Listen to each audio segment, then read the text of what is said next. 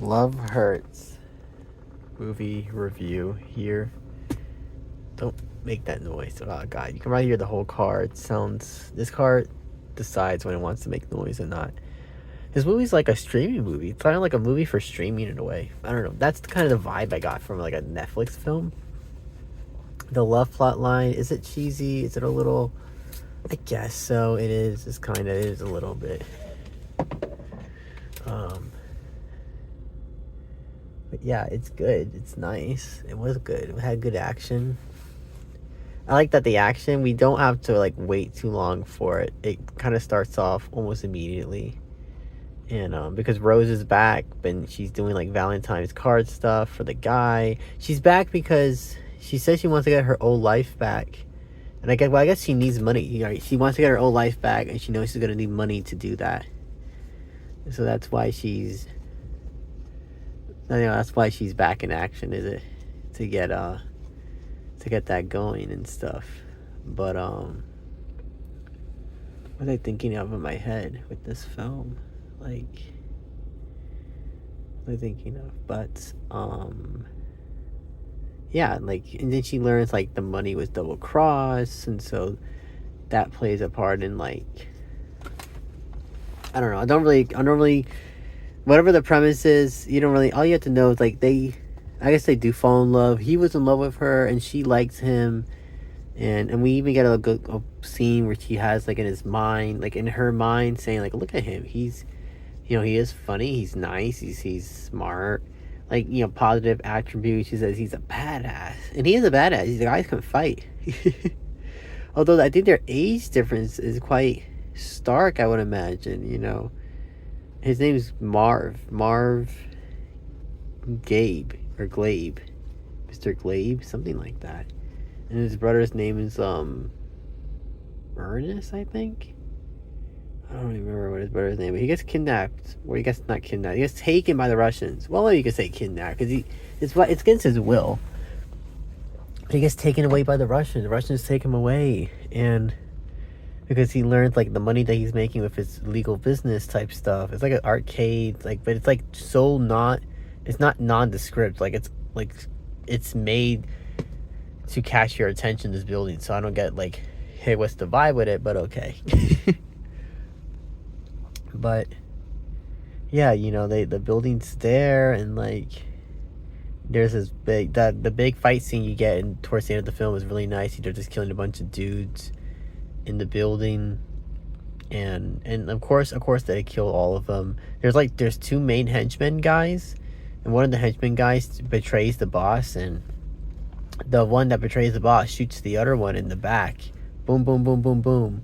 But then she had the shotgun and she had the shell, but she couldn't kill him at that moment, but it doesn't matter because he killed him. But then when the body gets thrown off of her, I'm gonna enjoy this. Because they have like a rivalry too. The two of them, and she blows him away. Boom.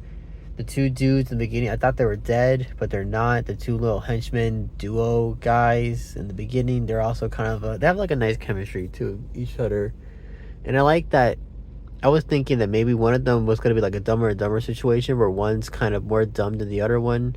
But no, actually, they both kind of have their moments of like clarity and goodness and then dumb stuff.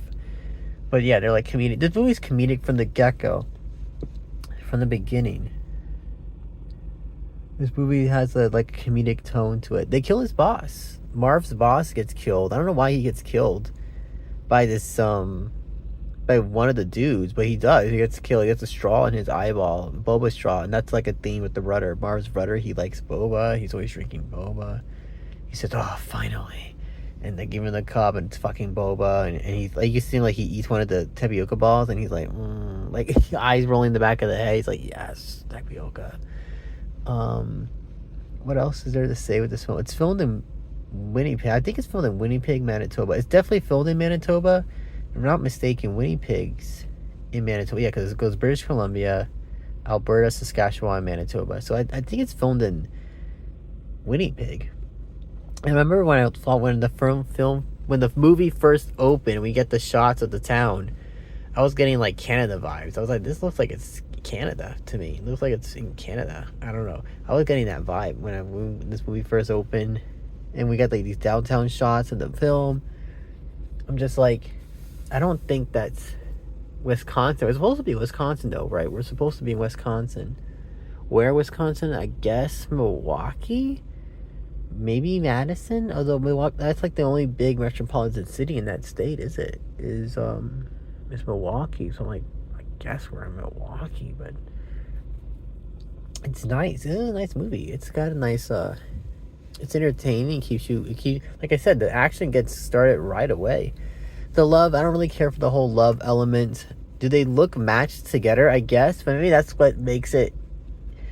Like, oh, it's full of surprises. Surprise, she likes him back. I guess she does, and they kiss, and I guess he doesn't go back to his old life either. His secretary lady, she quit, and rightfully so, because she sees the guy. She thinks he's dead. He's not dead. He's called the Raven, like Edgar Allan Poe, basically. And he's like, even his eyes, I guess they're contact lenses, but maybe they are his natural eyes.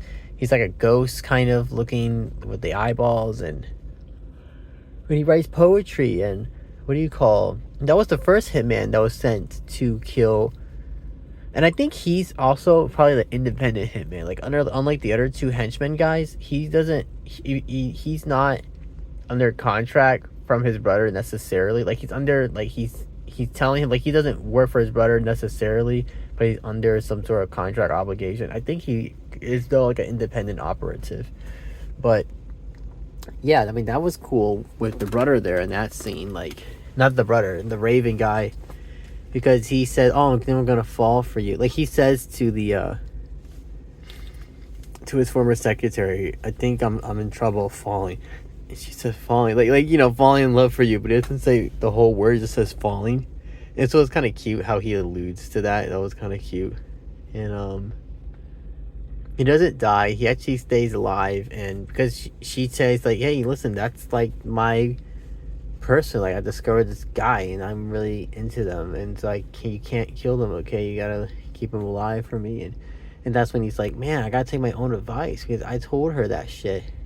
And now I gotta take my own advice, don't I? That's what I told you." And we get that scene where they do that. And it was nice. It was a nice scene, actually. It was a good scene. I hate yawning in my videos. I don't know how it sounds. I don't really play back these videos to see how they sound like. And I hate yawning. But Love Hurts movie. There's a good part of this movie. I was falling asleep, so I kind of missed a little bit of it. I was like in and out nodding. So yeah, some of the film I kind of don't know what happened. They had this British guy that he was also like, he had his teeth pulled out with some duct tape, but he escapes. But I like that he said he relays the information to the boss. Here's the information you need to know about where Marvin is. But I'm getting the fuck out of here. Like, fuck this shit. And he rocks. I didn't realize this in the beginning of the film. The Property Brothers, one of the brothers, is in this film. He's in this movie. He stars he sells like the rival real estate guy. I guess he doesn't work for Marvin's company. He works for another one, I want to say. Unless we're in a small city in Wisconsin. In that case, because like their signs are basically everywhere. Both of their adverts are all over the place. And we see that in the opening shot when he's riding his bicycle. So maybe we're supposed to be in like a smaller city, and those two, that's supposed to establish like they're like these are like the only two real estate guys that exist basically. But he gets shot in the head. He comes in. He's not, something's up because he's not off put by the sight of men walking to the house that Marvin's listing with guns. He's not off put by it. So okay, something's up with that whole scene. Shit's gonna go down. And indeed, that's exactly what happened. He shows up like mid fight at some point, and he starts going, "Wah wah wah wah! I got a black belt in karate, wah wah!" And the dude was funny. The dude said, "What the fuck?" He pops him one. But then he ends up like behind the couch, and he tells Marvin like, "Oh, sounds like they're reloading." But they had already reloaded. He waited too long, and he said, "You go low, I go high." And he's like, "What? No, what are you doing?" He's like, "What are you doing? Like, what are you even going on about it?" And he pokes his head out, and the guy go boom, and it was like a straight through bullet shot. We get the shot from the back of him with a hole through his head.